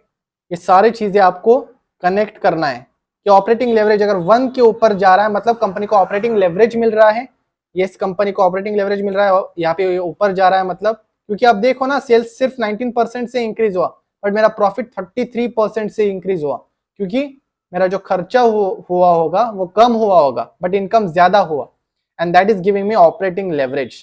फिर यहाँ पे नीचे फाइनेंशियल लेवरेज दिखाई दे रहा है। अभी फाइनेंशियल लेवरेज क्या है? फाइनेंशियल लेवरेज भी सिंपल कंसेप्ट है, आपका एसेट बाय इक्विटी होता है, राइट। फाइनेंशियल लेवरेज का मतलब ये होता है एसेट बाय इक्विटी। इसका मतलब बहुत ही सिंपल है, मेरा खुद का पैसा इतना ही है, 1 रुपए है मेरे पास लेट से, और एसेट्स मेरे पास है 4 रुपए के। भाई ये 1 रुपए के साथ मेरा सिर्फ पैसा 1 ही रुपए और मेरे पास 4 रुपए के एसेट्स है, ऐसे कैसे? भाई 3 रुपए के एसेट्स मेरे डेट से आया होगा, एज सिंपल एज दैट। तो फाइनेंशियल लेवरेज रेशियो वही बोल रहा है कि मेरा 1 रुपए के कैपिटल के साथ मैंने मार्जिन कितना का लिया है, यहाँ पे 4 टाइम्स का मार्जिन दिया है। राइट। तो डेट लिया है मैंने ज्यादा यहाँ पे, तो एसेट बाय इक्विटी अगर ज्यादा हो इसका मतलब फाइनेंशियल लेवरेज, कंपनी लेवरेज है, बहुत ज्यादा डेट लिया हुआ है कंपनी ने, राइट। तो ये सब कुछ समझ में आ गया, इसका लॉजिक समझ में आ गया। आपको ट्रेंड के साथ ऐसे ही कंपेयर करना है और इसके कंपीटिटर्स के साथ कंपेयर करना है। लास्ट में मैं आपको पीयर कंपैरिजन करके दिखाऊंगा। हम यहाँ पे सॉल्वेंसी रेशियोज को देख रहे हैं, राइट। सॉल्वेंसी रेशियोज, पहले चीज ये यहाँ पे देख लीजिए कि बैंक्स के लिए ये वैलिड नहीं है रेशियोज, और बैंक्स के लिए ऑब्वियसली नहीं, क्योंकि बैंक्स को तो डेट लेना पड़ता है उधार पे देने के लिए, वो तो बिजनेस है बैंक का। तो ये सिर्फ manufacturing companies, non financial companies के लिए ये वैलिड है रेशियोज। फिर उसके बाद कंपनी जो अभी डेट टू इक्विटी बढ़ रहा है ना कंपनी का, तो डेट ले रही है, बट अगर कैपेक्स करने के लिए डेट ले रही है और उस कैपेक्स से कंपनी को अगर फायदा हो सकता है तो ये एक अच्छा ही सिग्नल होगा, राइट। अगर सेल्स ग्रोथ उससे आ रहा है तो ये अच्छा ही सिग्नल होगा। आपको बुरा समझ के इसको रिजेक्ट नहीं करना है। जैसे कि और कैसे समझ में आएगा हमें कि ये डेट टू इक्विटी कैपेक्स के कारण बढ़ा है, अभी मैंने बताया था आपको कि किसी भी कंपनी का एनुअल रिपोर्ट खोलिए एंड उसका रेशियो एनालिसिस का जो इंपॉर्टेंट सेक्शन है ये वाला रेशियोज आपको सर्च करना है, और ये डेट क्यों बढ़ा उसका रीजन ये देती है। यहाँ पे तो डेट नहीं लिया हुआ है, कोई दूसरा कंपनी अगर आप लोगे केएमसी स्पेशलिटी एक्सेट्रा, तो उसमें रेशियो का रीजन लिखा हुआ होता है कि डेट टू इक्विटी मेरा बड़ा है due to capex etcetera etcetera. तो अभी हम बढ़ते हैं हमारा अगले रेशियो के ऊपर, जो कि है सॉल्वेंसी के बाद आता है हमारा operating efficiency ratios. Operating efficiency ratios आपको क्या बताती है भाई, कि भाई जो मेरा एग्जिस्टिंग करंट एसेट्स है और एग्जिस्टिंग जो टोटल एसेट्स है, वो टोटल एसेट्स को मैं कितना अच्छे से यूटिलाइज कर रहा हूं सेल्स जनरेट करने के लिए। और ये बहुत ज्यादा इंपॉर्टेंट रेशियोज है, this are very very important. जल्दी से मतलब समझ लेते हैं, यहाँ पे ज्यादा टाइम पास नहीं करेंगे। Inventory days, inventory turnover ratio से निकलता है। बस आपको इन्वेंट्री डेज पे अभी फोकस करिए, राइट। इससे भी काम चल जाएगा, क्योंकि इससे आपको ज्यादा सेंस, ज्यादा इजीली समझ में आएगा कि इन्वेंट्री जो है मेरा वो कितने दिन में मैं बेच पा रहा हूं। अगर इन्वेंट्री डेज मेरा लेट से 9 था पहले पिछले साल, इस साल 8 है, इस साल 10 हो गया और अभी 20 हो गया, तो यहाँ पे मुझे पिछले साल 10 दिन लगते थे इन्वेंट्री को बना के बेचने में, अभी 20 दिन लगते हैं बना के बेचने में, राइट। तो आपको इन्वेंट्री जल्दी बेचना है या ज्यादा देर में बेचना है? ऑब्वियसली जल्दी बेचना है, तो इन्वेंट्री डेज क्या, लोअर द बेटर। इसका जो ट्रेंड है वो आपको डिक्लाइनिंग चाहिए, राइट। रिसीवेबल डेज मतलब आप पैसा कितना जल्दी कलेक्ट कर रहे हो। अभी आपको पैसा जल्दी कलेक्ट करना है या देरी में कलेक्ट करना है? ऑब्वियसली जल्दी कलेक्ट करना है, आपको पैसा जल्दी चाहिए, राइट। आपने 10 दिन के लिए क्रेडिट, एक बिजनेस है, लेट्स से एक बिजनेस है जो कि 10 दिन के लिए यहाँ पे उधार पे देती है पैसा, राइट। उधार पे देती है पैसा, क्रेडिट देता है पीरियड 10 डेज के लिए। और एक दूसरा बिजनेस है जिनको 200 डेज के लिए पैसा उधार पे देना पड़ता है, हाइपोथेटिकल एग्जांपल। तो ऑब्वियसली आप इसको चूज करोगे ना, क्योंकि यहाँ पे पैसा आपको जल्दी मिल रहा है और बिजनेस भी ज्यादा इफिशियंट है। और ये भी आपको इंडस्ट्री के साथ कंपेयर करना होगा, क्योंकि अगर कोई बिजनेस गवर्नमेंट के साथ यहाँ पे कॉन्ट्रैक्ट कर रही है, B2G है, बिजनेस टू गवर्नमेंट मॉडल है, तो गवर्नमेंट आपको जल्दी पैसा नहीं देती। अगर आप HAL हो, हिंदुस्तान एरोनॉटिक्स लिमिटेड, तो इन लोगों का क्या होता है ना, इन लोगों का रिसीवेबल डेज वगैरह ज्यादा ही होता है। जैसे कि अगर मैं प्रैक्टिकल एग्जांपल लूं HAL, तो आपको इनके इंडस्ट्री के कंपनीज के साथ ही कंपेयर करना है। Again Hindustan aeronautics, Bharat dynamics and etcetera. और यहाँ पे पहली चीज तो देखिए रेशियोज में जाके कि डेटर डेज, इनको 69, 64, 55 डेज में अभी पैसा मिल रहा है, राइट। मार्च 2021 में 90 डेज में इनको पैसा मिलता था, डेटर से वापस ये कलेक्ट कर पाते थे, अभी 55 डेज में ही कलेक्ट कर पा रहे हैं, मतलब एफिशिएंसी बढ़ गई है कलेक्शन की। यस। इन्वेंट्री डेज भाई अभी एयरक्राफ्ट वगैरह बनाती है obviously HAL, then it will be taking longer time, right. तो ये बिजनेस पे डिपेंड करता है कि बिजनेस क्या करता है। अगर कोई एयरक्राफ्ट बना रहा है तो उसको ऑब्वियसली बहुत ज्यादा समय लगेगा। और जो अन्नपूर्णा स्वादिष्ट या HUL जैसी कंपनी है, लेट्स से हिंदुस्तान यूनिलीवर जैसे कंपनी है, तो ऑब्वियसली उनके इन्वेंट्री में ज्यादा देर के लिए पैसा रहेगा ही नहीं, राइट। 55 डेज में ही वो बेच रहे हैं सामान। हिंदुस्तान यूनिलीवर, उनको साबुन बेचना है, ब्रश बेचना है, ऑब्वियसली कोई एयरक्राफ्ट बेच रहा है तो उसको ज्यादा समय लगेगा, तो उसको एयरक्राफ्ट बेचने वाले कंपनीज के साथ ही कंपेयर करना है। जो साबुन बेच रहा है उसको साबुन बेचने वाले कंपनीज के साथ ही कंपेयर करना है। अगर कोई और HUL के सामने और एक कंपनी है, लेट्स से कोई दूसरी कंपनी है पर्ल एक्सेट्रा, और उस कंपनी का आपको रेशियो दिखता है 80 का, कि वो 80 डेज में अपनी इन्वेंट्री को बेच रहे हैं साल में एक बार इन्वेंट्री बेचने के लिए उनको 80 डेज का समय लगता है और HUL को 55 डेज का ही समय लगता है, तो कौन सी कंपनी अच्छी है? ऑब्वियसली HUL अच्छी है। So in this way you have to analyse the company competitor के साथ। फिर यहाँ पे जो डेज पेएबल आ रहा है, डेज पेएबल क्या होता है? डेटर डेज मतलब कलेक्शन, इन्वेंट्री मतलब कितने जल्दी मैं बेच रहा हूँ अपना सामान बनाने के बाद, और डेज पेएबल मतलब कि मैं कितने दिनों में पैसा दे रहा हूँ अपने सप्लायर्स को, जिन्होंने मुझे पैसा उधार पे दिया है। अपने क्रेडिटर्स को मैं कितने दिन में पैसा दे रहा हूँ? 123 डेज में दे रहा हूँ मैं, 143 डेज में पैसा यहाँ पे दे रहा हूँ अभी। तो पेएबल डेज क्या बोल रहा है? पेएबल डेज सिंपली ये बोल रहा है कि मैं कितने दिनों में पे कर रहा हूँ अपने क्रेडिटर्स को। अब जरा एक चीज बताइए मुझे यहाँ पे कि आपको ये पेएबल डेज आपको जल्दी सामान देना है या देरी में देना है? आपको जल्दी पैसा देना है या देरी में पैसा देना है? देरी में पैसा देना है, क्योंकि आपको तो चाहिए ना कि आपके पास पैसा ज्यादा से ज्यादा समय तक रहे, राइट? अगर आपको जल्दी पैसा देना पड़ रहा है अपने सप्लायर को, इसका मतलब क्या है कि आपका कैश आउटफ्लो जा रहा है। आपको इस तरीके से सोचना है कि आपका कैश अगर जल्दी बाहर जा रहा है ना, दैट इज नॉट गुड। अगर कैश जल्दी आ रहा है, दैट इज गुड। तो payable days, payable turnover ratio अगर बहुत ज्यादा है कंपनी का, या पेएबल डेज बहुत ही कम है, अगर ये बहुत लोअर है, अब जैसे कि इसमें हमने देखा कि ये दोनों रेशियोज जो है, इन्वेंट्री टर्नओवर और ये इन्वेंट्री डेज और रिसीवेबल डेज, तो ये दोनों भी हमें कम चाहिए, लोअर द बेटर, क्योंकि हमें पैसा मिल रहा है यहाँ पे पैसा मिल रहा है, इन्वेंट्री बेच रहे हैं हम, तो जल्दी बेचेंगे जल्दी कैश आएगा, जल्दी पैसा कलेक्ट करेंगे जल्दी पैसा आएगा। और पेएबल में अगर हम पैसा जल्दी देंगे, तो आउटफ्लो हो रहा है हमारा, तो पैसा हमें यहाँ पे देरी में देना है, राइट? लेट में हम देना चाहते हैं। इसका मतलब ये नहीं है कि आप डिफॉल्ट करोगे या आप अपने सप्लायर्स को जानबूझ के यहाँ पे तकलीफ दोगे, तो फिर आपका सप्लायर के साथ रिलेशनशिप अच्छा नहीं बनेगा।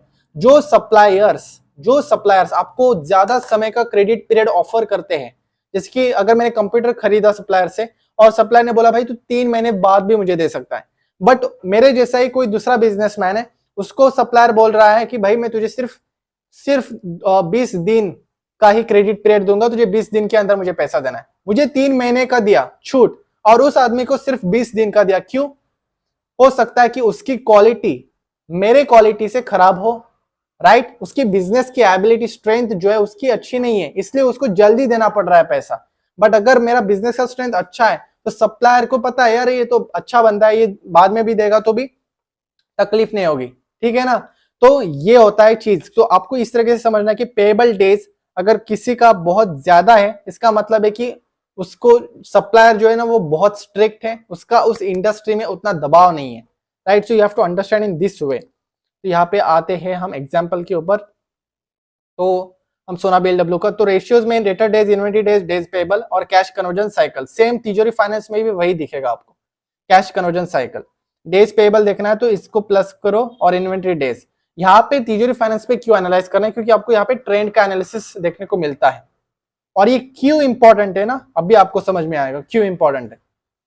तो inventory days, days receivables, days payable, मेरा क्या चल रहा है भाई? ये डेज पेएबल 72 का चल रहा है कि 72 डेज के बाद मैं पे कर रहा हूँ, और मेरे पास पैसा आ रहा है 38 डेज के बाद इन्वेंट्री में, और इन्वेंट्री में बेच रहा हूँ 38 डेज में, 72 डेज में मैं कलेक्ट कर पा रहा हूँ और 72 डेज में ही मैं दे रहा हूँ पैसा, ठीक है?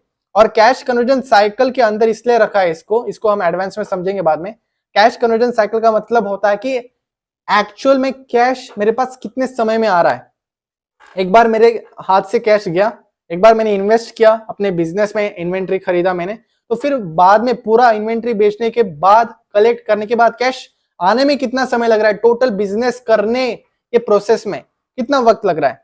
तो टोटल मुझे 37 डेज लग रहे हैं अपने पैसे को वापस कलेक्ट करने में, बेचने के बाद सामान को, राइट? तो टोटल बिजनेस का टर्न अराउंड मुझे बोल रहा है कि जो प्रोसेस आप करो, मैंने माल लिया, खरीदा, अपना सामान बनाया, मैंने बेचा उधार पे, फिर मैंने कलेक्ट किया, तो ये सारे प्रोसेस में मुझे 37 डेज का समय लग रहा है अभी, राइट? इसलिए ये मिला है इन्वेंट्री डेज, डेटर डेज और डेज पेएबल, इन तीनों से ये जो मिलके कैश कन्वर्जन साइकिल बना है, राइट?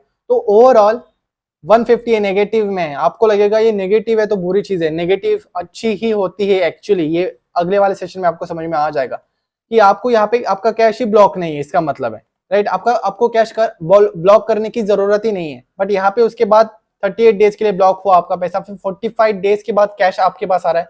अभी 48 डेज लग रहा है, अभी 37 डेज ही लग रहा है, तो रेंज में है ओवरऑल, राइट। तो कैश कन्वर्जन साइकिल आपको कम चाहिए या ज्यादा चाहिए? ऑब्वियसली कम चाहिए, क्योंकि आपको जल्दी कैश का कन्वर्जन चाहिए, राइट। आपको जल्दी कैश हाथ में चाहिए।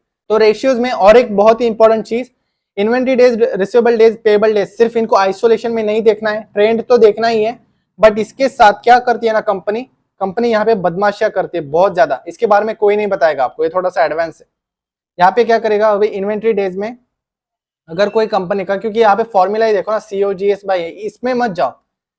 अभी ये कुछ इस तरीके से है, अगर कंपनी यहाँ पे लेट से डिस्काउंट देती है, लेट से यहाँ पे कंपनी डिस्काउंट देती है, डिस्काउंट दे के कंपनी इन्वेंट्री अपना बेच रही है, राइट। तो डिस्काउंट देने से अगर इन्वेंट्री आप बेच रहे हो, तो अल्टीमेटली आपका जो प्रॉफिट होगा वो होगा क्या? प्रॉफिट जो होना चाहिए नहीं होगा प्रॉफिट, क्योंकि आप डिस्काउंट दे के अपना इन्वेंट्री जल्दी बेचने की कोशिश कर रहे हो।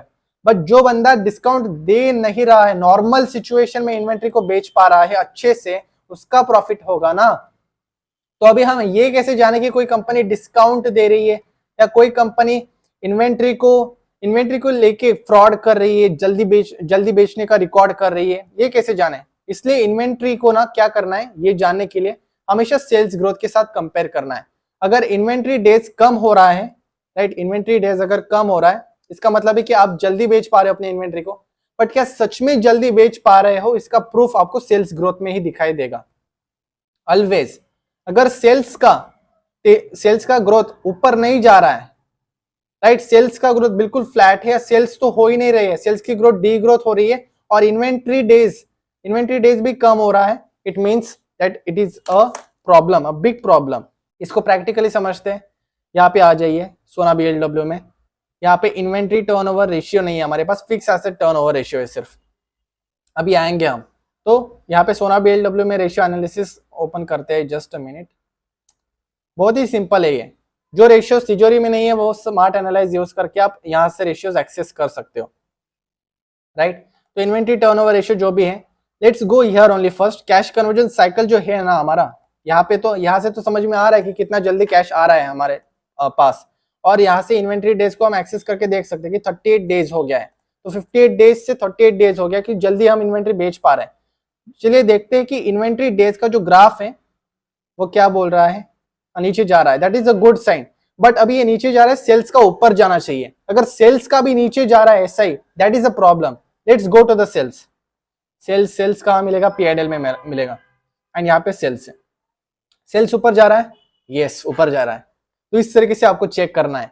इन्वेंट्री डेज नीचे जा रहा है, मतलब बेच रहे हो आप ज्यादा, राइट, बेच रहे हो आप ज्यादा, मतलब सेल्स में भी बढ़ोतरी होनी चाहिए, तो सेल्स में बढ़ोतरी हो रही है ना। बट सेल्स में अगर बढ़ोतरी नहीं हो रही है, सेल्स का भी ग्राफ नीचे जा रहा है इन्वेंट्री डेज के साथ, it means there is a problem, क्योंकि आप इन्वेंट्री लॉस कर रहे हो यहाँ पे। इसका मतलब ये हो गया कि आपका इन्वेंट्री लॉस हो रहा है। आपने सामान तो खरीदा बहुत ज्यादा, बट उस इन्वेंट्री को आप आगे बेच नहीं पा रहे हो क्योंकि मार्केट में उसका दाम कम हो गया है, that is known as inventory losses. तो इन्वेंट्री डेज को हमेशा सेल्स ग्रोथ के साथ कंपेयर करना है, राइट। रिसीवेबल डेज को भी सेल्स ग्रोथ के साथ कंपेयर करना है। So always check this ratios with the sales growth. और पेएबल रेशियो को आपको हमेशा लिक्विडिटी रेशियो के साथ कंपेयर करना चाहिए। अगर कोई कंपनी यहाँ पे पेएबल डेज ज्यादा दिखा रही है, यहाँ पे लेट से आपको दिखाई देता है, आप यहाँ पे तिजोरी फाइनेंस पे जाते हो और देखते हो कैश कन्वर्जन साइकिल, क्योंकि कैश कन्वर्जन साइकिल में आपको पेएबल डेज देखने को मिलता है कि कितने समय में मेरे पास कैश आ रहा है टोटल वापस, और मैं पे कितने दिनों में कर रहा हूँ अपने सप्लायर को, 72 डेज में कर रहा हूँ। और यूनो मिंडा कितने दिनों में पे कर रहा है वो भी देख लेते हैं। तो मैंने यूनो मिंडा का भी यहाँ पे साथ में ही खोल रखा है, तो डेज पेएबल ये 74 डेज में ही पे कर रहा है, राइट। इनका ट्रेंड भी आप देख लो, आप ट्रेंड देख सकते हो, काफी अच्छे से गिरा है ये यूनो मिंडा के लिए। और सोना BLW दोनों लगभग सेम ही डेज में अपने सप्लायर को वापस पे करे, तो कोई दिक्कत नहीं है। बट अगर आपको दिखाई देता है कि ये कंपनी 100 डेज के बाद पे कर रहा है अपने सप्लायर को, सोना BLW 100 डेज के बाद पे कर रहा है, मतलब ये अच्छा भी हो सकता है, अच्छा नहीं भी हो सकता है। तो अगर अच्छा है, अगर ये अच्छा है या नहीं वो जानने के लिए आपको डेज पेएबल को लिक्विडिटी रेशियो के साथ कंपेयर करना है कि कंपनी के पास सच में अभी कैश है या नहीं, अच्छा खासा अगर ठीक ठाक लेवल का अगर कैश है अभी तो ये पे कर सकता है। लिक्विडिटी क्रंच नहीं है कि सप्लायर ने उसे अपने बिजनेस स्ट्रेंथ की वजह से ज्यादा क्रेडिट पीरियड दिया है, ज्यादा पीरियड का यहाँ पे उसको छूट दिया है कि तू भाई 100 दिन के बाद भी मुझे पे कर सकता है, और यूनो मिंडा का वो नहीं दिया है। तो वो हम यहाँ पे क्या करना है, डेज पेएबल 72 है, लेट से ये 100 है, यहाँ पे एज्यूम करिए 100 है, तो हमें अभी चेक करना है कि इस कंपनी का लिक्विडिटी रेशियो क्या है, फिर कि पे करने के लिए अभी कितना पैसा है। तो करंट रेशियो यहाँ पे है, क्विक रेशियो हम देखेंगे क्योंकि क्विक रेशियो से हमें लिक्विड एसेट्स का अंदाजा आता है। तो क्विक रेशियो ऊपर जा रहा है क्या, yes it is going up, it is 1.66। और यूनो मिंडा का कहाँ पे क्विक रेशियो, यूनो मिंडा का क्विक रेशियो यहाँ पे है, इट इज ऑल्सो नियर 0.78। तो वहां पे सोना BLW का जो है वो 1.49 है, ज्यादा है क्विक रेशियो, राइट। उनके पास trade receivables, current assets, liquid assets ज्यादा है, इसलिए वो जस्टिफाइबल भी है। इस तरीके से हमें लॉजिक लगाना है। तो पेएबल डेज अगर बहुत ज्यादा दिखाई देता है और लिक्विडिटी रेशियो भी अच्छा है, that is not a problem. But अगर पेएबल डेज बहुत दिनों के बाद पे कर रहा है कोई क्योंकि उसके पास कैश नहीं है, then that is a problem, फिर बिजनेस को प्रॉब्लम है। आई होप कि आपको कनेक्ट करना समझ में आया होगा, राइट। इसको बार बार देख सकते हो आप अगर आपको समझ में नहीं आ रहा है तो inventory days, receivable days, payable days आपको एफिशिएंसी बता रहा है ओवरऑल कि मैं इन्वेंट्री कितना जल्दी बेच रहा हूं, कितना जल्दी कलेक्ट कर रहा हूं, और अपने सप्लायर्स को मैं कितने समय के बाद दे रहा हूं। इससे मुझे समझ में आता है बिजनेस का स्ट्रेंथ, उसकी एफिशिएंसी। उसके बाद सबसे क्रिटिकल रेशियो लॉन्ग टर्म के लिए है fix asset turnover ratio. Fix asset turnover ratio मतलब फिक्स एसेट्स का मैं कितना अच्छे से यूटिलाइज कर रहा हूं, अपने बिल्डिंग, प्लांट, मशीनरी का कितना अच्छे से मैं यूटिलाइज कर रहा हूं सेल्स जनरेट करने के लिए। हर एक रुपए के एसेट के ऊपर ये कैलकुलेटर मैंने खरीदा, इस कैलकुलेटर का मैं कितने अच्छे तरीके से बेनिफिट ले पा रहा हूं, that is a fix asset turnover ratio, right. तो फिक्स एसेट टर्नओवर रेशियो यहाँ पे आपको मिल जाता है सिंपली, ऊपर ही फिक्स एसेट टर्नओवर रेशियो यहाँ पे दिखाई दे रहा होगा आपको। सोना BLW कितना कमा रहा है भाई एसेट के ऊपर, 1.24 कमाता था, अभी 1.29 रुपीज कमा रहा है हर एक रुपए के एसेट के ऊपर, और अभी रिसेंटली 1.20 रुपीज कमा रहा है हर एक रुपए के एसेट के ऊपर, राइट। तो हर एक रुपए के एसेट के ऊपर मैं कितना सेल्स जनरेट कर रहा हूं, 2 रुपए यहाँ पे मैं करता था पहले, कब, इन मार्च 2019 2 रुपए का सेल करता था मैं on every 1 rupee of asset. अभी मैं 1.20 रुपीज का सेल्स कर पा रहा हूं on every 1 rupee of asset. जो ज्यादा कर पाएगा सेल हर एक रुपए के एसेट के ऊपर, वो यहाँ पे शहंशाह, राइट। तो यहाँ पे तिजोरी फाइनेंस पे जाके आप ये सारी चीजें देख सकते हो। फिक्स एसेट टर्नओवर रेशियो का ग्राफ देखिए कहाँ पे, ये 1.2 है, राइट। 1.2 रुपीज का मैं सेल्स जनरेट कर रहा हूँ एसेट के ऊपर। और यूनो मिंडा कितना कर रहा है, यूनो मिंडा यहाँ पे फिक्स एसेट टर्नओवर कर रहा है 2.19 का कर रहा है। तो फिक्स एसेट टर्नओवर रेशियो में यहाँ पे यूनो मिंडा जीत गया। तो इस तरीके से हम रैंकिंग दे सकते हैं। और देखिए तुरंत आपको जजमेंट नहीं लेना है क्योंकि यूनो मिंडा और सोना BLW है तो एक ही इंडस्ट्री में, बट उनके प्रोडक्ट्स अलग अलग है, राइट। तो उसमें डिफरेंस आ सकता है। Now let's begin with the capital allocation ratio. Capital allocation ratio बहुत ही बड़ा चैप्टर है एक्चुअली ये, बट अभी मैं शॉर्ट में बताऊंगा, एडवांस वर्जन अगले सेशन में कवर होगा। रिटर्न ऑन इक्विटी, ये सिंपली मुझे क्या बोल रहा है कि मैं अपना जो कैपिटल के ऊपर मैं कितना प्रॉफिट कमा पा रहा हूँ, एज सिंपल एज दैट। अपने कैपिटल के ऊपर मैं ओवरऑल में कितना प्रॉफिट कमा पा रहा हूँ, इसको ROI समझ के लीजिए, राइट। ओवरऑल कि भाई मैंने जो कैपिटल इन्वेस्ट किया उसके ऊपर मैं कितना रिटर्न कमा पा रहा हूँ। अभी अलग अलग कैपिटल रहेगा, ये सिर्फ इक्विटी वाला खुद का पैसा है कि सिर्फ इक्विटी जो शेयर होल्डर फंड से उसके ऊपर मैं कितना रिटर्न कमा पा रहा हूं, that is return on equity की नेट प्रॉफिट मैंने कितना कमाया इक्विटी के ऊपर। और रिटर्न ऑन कैपिटल एम्प्लॉयड, लोगों को इसके बीच में रेशियोज डिफरेंस नहीं समझ में आता है कि ये दोनों के बीच में डिफरेंस क्या है, और ये number most of the time ज्यादा रहता है। मैं बताता हूँ कैसे। और रिटर्न ऑन कैपिटल एम्प्लॉयड मतलब कि मेरा जो पूरा कैपिटल एम्प्लॉयड है, जो कि है मेरा लेट से यहाँ पे कैपिटल एम्प्लॉयड का मतलब होता है टोटल कैपिटल, टोटल जो मेरा पूंजी है जो लगी है बिजनेस के अंदर, वो मैं कंसिडर कर रहा हूं। Unlike return on equity where only equity capital is consider, यार only equity capital is consider, debt को नहीं कंसिडर करते हैं हम। इसलिए मैंने नीचे लिख रखा है कि सिर्फ जो डेट फ्री कंपनीज है, जो लिटिल डेट, जिनका डेट नेग्लिजिबल है, जिनका डेट टू इक्विटी रेशियो 0.20 0.30 के अंदर है, उनको हम रिटर्न ऑन इक्विटी के को लेके एनालाइज कर सकते हैं। बट जिनका बहुत ज्यादा डेट है ना, उनको return on capital employed return on assets, ऐसे रेशियोज से आपको एनालाइज करना पड़ेगा, क्योंकि यहाँ पे डेट प्लस इक्विटी की मैंने उधार वाला पैसा कितना है और मेरा खुद का पैसा कितना है, इसके ऊपर मैंने कितना रिटर्न कमाया, इसके ऊपर मैंने कितना ऑपरेटिंग प्रॉफिट कमाया, ये मुझे बताता है रिटर्न ऑन कैपिटल एम्प्लॉयड। अभी रिटर्न ऑन इक्विटी में ना, मैंने जैसे कि बोला आपको नेट प्रॉफिट होता है।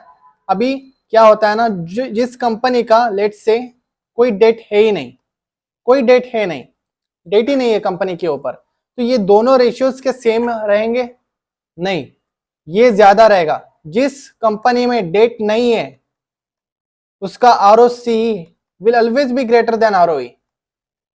तो इसमें कंफ्यूज होने की बात ही नहीं है। मैंने ये क्यों बोला, क्योंकि इसमें भी इन्वेस्टर्स को कंफ्यूजन होता है, क्योंकि यहाँ पे ऑपरेटिंग प्रॉफिट ले रहे हो ना आप खर्चा नहीं हटा रहे हो, इसमें से कंप्लीट एक्सपेंसेस नहीं हटा रहे हो, तो इसलिए आपका न्यूमरेटर बड़ा है। बट यहाँ पे ROE में आप नेट प्रॉफिट ले रहे हो, जो कि कम होता है एबिटडा से, क्योंकि नेट प्रॉफिट तो सारे खर्चे हटाने के बाद आता है ना, और इक्विटी है हमारा, और यहाँ पे डेट कंपनी में नहीं है, तो ये तो जीरो हो गया प्लस इक्विटी, तो दोनों के लिए डिनोमिनेटर सेम, दोनों के लिए डिनोमिनेटर सेम। बट ऊपर जो है यहाँ पे ROCE के जो ऊपर न्यूमरेटर में आता है वो ऑपरेटिंग प्रॉफिट आता है, जो कि बड़ा अमाउंट होता है नेट प्रॉफिट से, and that's why ROCE will be greater than ROE in such situations in debt free companies, right. तो आपको यही चीज यहाँ पे याद रखनी है, क्या बेसिक लॉजिक, कि अगर कंपनी में भारी डेट है तो आपको ROCE को कंसिडर करना है, ROA को कंसिडर करना है, ROE को तब उतना ज्यादा इंपॉर्टेंस नहीं देना है। बट जब कंपनी में डेट ही नहीं है, जैसे कि सोना BLW के केस में यहाँ पे डेट बहुत ही कम है compare to equity capital, right, 200 crore का सिर्फ डेट है और मेरा खुद का पैसा 5,000 करोड़ है, तो इस सिचुएशन में ROCE आपका ज्यादा रहेगा ROE से, जो कि मैंने अभी बताया आपको, क्योंकि ऑपरेटिंग प्रॉफिट मैंने कितना कमाया, 24%। 100 रुपए का मेरा कैपिटल है तो 24 रुपीज में कमा पा रहा हूँ, ऑपरेटिंग प्रॉफिट कमा पा रहा हूँ। तो ये शेयर होल्डर के लिए हो गया और ये टोटल फर्म के लिए हो गया, टोटल कंपनी के लिए हो गया। इसको आपको चेक करना है अभी, इसका डायरेक्शन ROE ROCE ऐसा नहीं है कि 15% से ऊपर ही होना चाहिए, आपको ट्रेंड चेक करना है, हमेशा ट्रेंड चेक करना है। यहाँ पे देखिए ROCE कंपनी का भाई 22.05 ऊपर जा रहा है, राइट, एंड ROE कंपनी का यहाँ पे क्या है, ROE कंपनी का यहाँ पे है फ्लैट 19.52 के आसपास है, राइट। तो ROCE ऊपर जा रहा है कंपनी का, मतलब डेट का इस्तेमाल अच्छा कर रही है and on an overall capital company पैसा बना रही है भाई, बट इक्विटी कैपिटल के ऊपर उतना दिखाई नहीं दे रहा है कुछ अप ट्रेंड। यूनो मिंडा का देखते हैं, यूनो मिंडा का अगर ROCE देखें तो 17.67% है, 11.51, 12.41, 16.20 और 17 रुपीज का भी पैसा कमा पा रही है 100 रुपए के ऊपर, राइट। और सोना BLW कितना कमा रही थी, 22 रुपीज कमा रही थी और 100 रुपए के ऊपर। So that is the ROCE is greater of सोना BLW। तो इसका मतलब ये नहीं कि यूनो मिंडा खराब है इसके वजह से, ऐसा बिल्कुल भी नहीं है। यूनो मिंडा का अगर ROCE इस 17% से 30% हो सकता है, और वो कब होगा, ऑब्वियसली जब ऑपरेटिंग प्रॉफिट तेजी से कमाएगी कंपनी। अगर ये ऑपरेटिंग प्रॉफिट कंपनी का अच्छा बढ़ सकता है तो फ्यूचर में उसका ROCE भी बढ़ सकता है, राइट। तो हमें ऑपरेटिंग प्रॉफिट फ्यूचर का ध्यान में रखते हुए देखना है, और जो कि कौन कौन से हमें समझ में आता है कि कंपनी का अगर फ्यूचर, कंपनी कोई कैपेक्स करे आज जिससे उससे 2x 3x, जिससे उसका प्रॉफिट 2x 3x हो सकता है, 3 गुना हो सकता है, तो आगे जाके ROCE ROE भी बढ़ सकता है। So immediately you have to click. ऐसा नहीं करना है कि ROE जिस कंपनी का बहुत अच्छा है मतलब वो कंपनी में ही मैं इन्वेस्ट करूंगा, ऐसा नहीं होता है, बिल्कुल भी ऐसी गलती ना करना। ट्रेंड चेक करना एंड फ्यूचर में क्या हो सकता है उसको एनालाइज करके इन्वेस्टमेंट का डिसीजंस लेना, राइट। तो ROE का इन्होंने 2 पॉइंट एनालिसिस भी किया है, ये एडवांस वर्जन है, ये मुझे एडवांस सेशन में बताना पड़ेगा। सो ROE ROCE ये कैपिटल एलोकेशन रेशियोज है, ये समझ में आ गया आपको। रिटर्न ऑन एसेट भी सेम ही है, ये हमेशा कम ही रहेगा। ओवरऑल एसेट्स के ऊपर आप कितना रिटर्न कमा रहे हो, कैपिटल एम्प्लॉयड के ऊपर कितना रिटर्न कमा रहे हो, बस डिनोमिनेटर फॉर्मूला में थोड़ा से चेंजेस है। रिटर्न ऑन एसेट हमेशा आपको कम ही दिखाई देगा रिटर्न ऑन कैपिटल एम्प्लॉयड से, क्योंकि रिटर्न ऑन एसेट्स में भी हम नेट प्रॉफिट देखते हैं कि नेट प्रॉफिट कितना कमाया मैंने एसेट के ऊपर। नाउ हमारा लास्ट रेशियो है profitability ratios, right. Peer analysis करके समझेंगे इसको। प्रॉफिटेबिलिटी रेशियोज में मेनली मार्जिन के साथ कंपेयर करते हैं कि ग्रॉस प्रॉफिट मार्जिन कैसा है, ऑपरेटिंग प्रॉफिट मार्जिन कैसा है, नेट प्रॉफिट मार्जिन कैसा है। सीधे इसको हम एनालाइज करते हैं screener.in के ऊपर, पीयर एनालिसिस करके देखते हैं कि आप किसी भी कंपनी का पीयर एनालिसिस कैसे कर सकते हो और इंडस्ट्री एवरेज उसका कैसे ढंग से निकाल सकते हो। तो ये पीयर कंपैरिजन का सेक्शन है, right, edit columns. Edit columns में जाएंगे, करंट रेशियो, क्विक रेशियो मैंने लिया था। अभी लिक्विडिटी का अगर आप एनालिसिस कर रहे हो लिक्विडिटी रेशियोज का, तो सिर्फ लिक्विडिटी रेशियोज डालो, करंट रेशियो डालो, क्विक रेशियो डालो, सेव करो और फिर उस कंपनी का यहाँ पे इंडस्ट्री पे जाओ ऑटो एंसिलरीज में और देखो मदरसन सुमी का कितना है करंट रेशियो भाई 1.13 है। फिर उसके बाद बॉश का कितना है 1.81 है और यहाँ पे क्विक रेशियो कितना 1.45 है। फिर उसके बाद यूनो मिंडा का 0.82 है क्विक रेशियो, कम है थोड़ा सा, ठीक है वो भी फिर भी चल जाएगा, अच्छा ही है, 0.82 इज नॉट अ बैड। फिर 1.27 है। तो इस तरीके से आपको कंपेयर करना है किस कंपनी का सबसे ज्यादा है। 2.65 श्रीराम पिस्टोन्स, तो ये कंपनी उतने कंपेरेबल नहीं है, इस कंपनी का बहुत ही ज्यादा दिखाई दे रहा है, राइट। तो ये कंपनी क्या करती है वो समझना पड़ेगा, बहुत ज्यादा भी अच्छा नहीं होता। अभी सोना BLW का यहाँ पे आपको 6.51 देखने को मिल रहा है, राइट।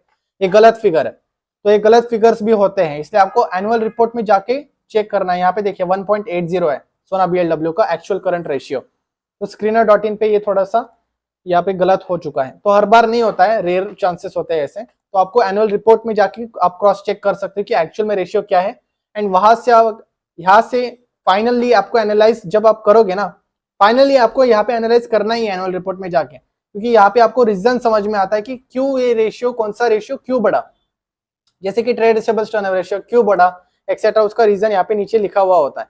नाउ हमें प्रॉफिटेबिलिटी का चेक करना है, पीयर एनालिसिस करना है कि कौन सी कंपनी अच्छा प्रॉफिट कमाती है ऑटो एंसिलरीज इंडस्ट्री में। उसके लिए हम सारे मार्जिन ऐड कर देते हैं यहाँ पे, ग्रॉस प्रॉफिट मार्जिन, तो जीपीएम लेटेस्ट क्वार्टर मतलब gross profit margin latest quarter का कितना है, लेट्स से इसको हम ऐड कर लेते हैं। फिर उसके बाद OPM latest quarter, operating profit margin को भी ऐड कर लिया। फिर उसके बाद एनपीएम को भी ऐड कर देते हैं, मतलब net profit margin, net profit margin, तो सभी इसी तरीके से आपको भी ऐड करना है एनपीएम लेटेस्ट क्वार्टर। तो तीनों को हमने ऐड कर लिया, लेटेस्ट क्वार्टर के मार्जिन्स क्या रहे हैं और लेटेस्ट क्वार्टर के हिसाब से कौन सी कंपनी यहाँ पे आगे खड़ी है। तो लेट्स से देखते हैं कि कौन सी कंपनी यहाँ पे जीतती है। तो यहाँ पे मैं फिर से डिटेल इंडस्ट्री एनालिसिस पे क्लिक करता हूँ और कौन सा कंपनी का, आप बताओ कौन सा कंपनी का gross profit margin, operating profit margin, net profit margin तीनों पे हाईएस्ट है। प्रॉफिटेबिलिटी में कौन सी कंपनी यहाँ पे हाईएस्ट है इन टॉप 4 को अगर आप देखोगे, क्योंकि जो पहले 4 कंपनीज है वो यहाँ पे ठीक से कंपेयर कर रहे हैं, मतलब ये कंपेरेबल है, बाकी के कंपनीज उतने कंपेरेबल नहीं है, ऊपर की 4 कंपनीज अच्छे से कंपेरेबल है। तो मदरसन सुमी, बॉश, यूनो मिंडा, सोना BLW में अगर आप देखोगे तो ग्रॉस प्रॉफिट मार्जिन देखिए सोना BLW का कितना है 55 है, जबकि बाकी कंपनीज का उतना नहीं है। तो ग्रॉस लेवल पे ज्यादा प्रॉफिट कमा पा रहे हैं कौन, सोना BLW। ऑपरेटिंग लेवल पे कौन ज्यादा कमा पा रहा है, अगेन सोना BLW। एंड नेट प्रॉफिट, सब कुछ सारे खर्चे हटाने के बाद किसके हाथ में सबसे ज्यादा पैसा बच रहा है, अगेन सोना BLW। तो प्रॉफिटेबिलिटी के मामले में कौन सबसे आगे है, सोना BLW। So you can directly compare like this on the basis of ratios. I hope कि ये पीयर एनालिसिस से सबको समझ में आया होगा। आप खुद से भी रेशियोज बना सकते हो, वो भी मैंने शेयर किया हुआ है दूसरे वीडियो में। तो ये है सारा चीज, और इन्वेंट्री टर्नओवर रेशियो वो भी ऐड कर सकते हो, days payable etcetera. Edit column में जाना है, अगर आपको ऑपरेटिंग एफिशिएंसी के बेसिस पे करना है तो सारे ये हटा दो, इसको क्रॉस कर दो। प्रॉफिटेबिलिटी पे समझ में आ गया कि सोना BLW आगे। फिर मुझे देखना है कि डेज इन्वेंट्री, तो डेटर डेज यहाँ पे मैं ऐड कर दूंगा, days payable, days receivable, days inventory, इनको मैं ऐड कर दूंगा तीनों को, और इन तीनों के बेसिस पे मैं एनालाइज करूंगा। या मैं सीधे कैश कन्वर्जन साइकिल भी डाल सकता हूँ, और कैश कन्वर्जन साइकिल जिसका भी सबसे कम है, कम समय में कैश ज्यादा से ज्यादा कमा पा रहा है, रोटेट कर पा रहा है, वो विनर। तो हर एक कंपनी को आप इस तरीके से एनालाइज करिए, पीयर एनालिसिस करिए। रेशियोज का आपको मतलब समझ में आ गया, तिजोरी फाइनेंस है आपके पास, ट्रेंड समझिए कौन सा रेशियो किसके साथ लिंक है, ये सारी चीजें मैंने बता दिए हैं, इस नोट्स में भी है, राइट। इस नोट्स के साथ गो थ्रू करिए, एंड आई होप कि आपको ये सारी चीजें अच्छे से समझ में आ गई होंगी।